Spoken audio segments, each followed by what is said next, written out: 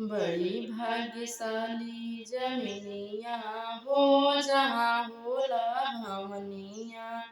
बड़ी भाग्यशाली जमीनिया हो जहाँ होला हमनिया।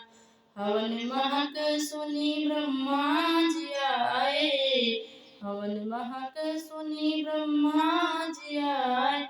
संग में ब्रह्मणी रनियावा हो जहाँ होला हवनिया।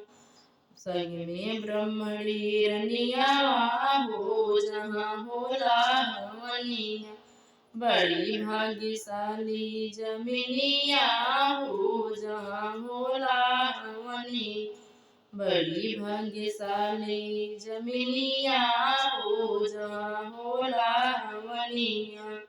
हवन महक सुनी विष्णु जी आए, हवन महक सुनी विष्णु जी आए।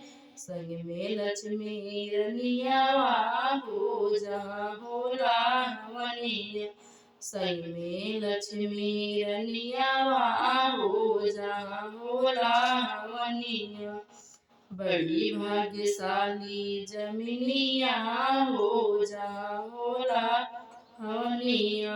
बड़ी भाग्यशाली जमीनिया हो जहाँ होला हवनिया।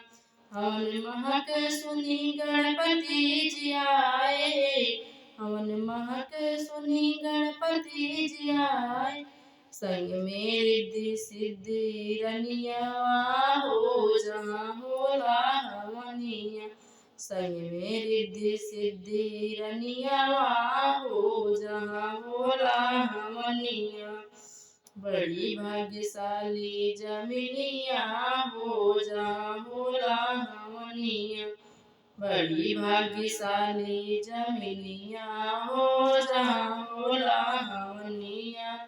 हवन महक सुनी राम जी आए, हवन महक सुने राम जी आए। संग में सीता रनियावा हो जहाँ होला हवनिया। संग में सीता रनियावा हो जहाँ होला हवनिया। बड़ी भाग्यशाली जमीनिया हो जहाँ होला हवनिया। बड़ी भाग्यशाली जमीनिया हो जहाँ होला हवनिया। हवन महक सुने कृष्ण जी आए, हवन महक सुने कृष्ण जी आए। संग में राधा रनियावा हो जहाँ होला हवनिया। संग में राधा रनियावा हो जहाँ होला हवनिया।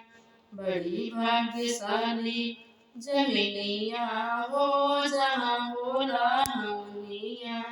बड़ी भाग्यशाली जमीनिया हो जहाँ होला हवनिया। यह हमारा गीत आप लोग को कैसे लगे कमेंट करके जरूर बताइएगा। Thank you.